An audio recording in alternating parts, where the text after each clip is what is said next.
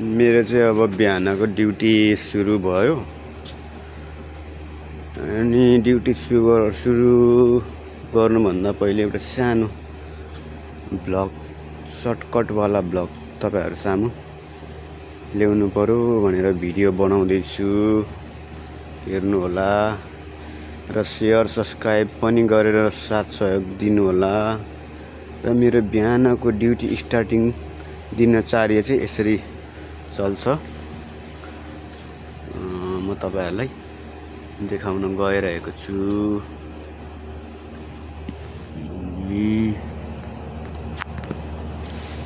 मेरो चाहिँ ड्युटी यसरी स्टार्ट हुन्छ है गाइस।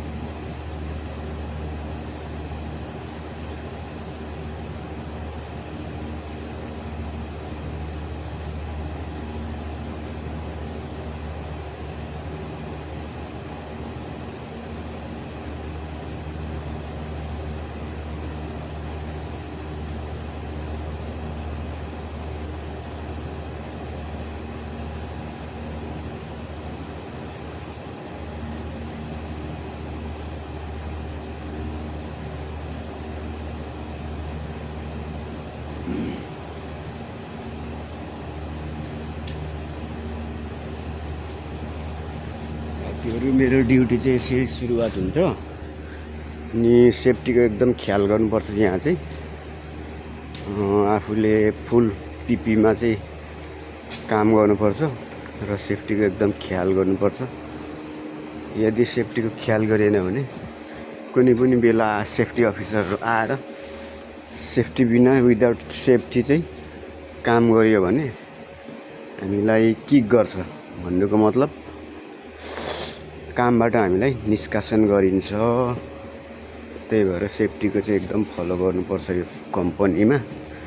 चाहे यो कम्पनीमा हैन जुनसुकै कम्पनीमा सेफ्टीको चाहिँ एकदम फलो गर्नुपर्छ। सेफ्टीको फलो गरिएन भने हामीलाई जुनसुकै अवस्थामा पनि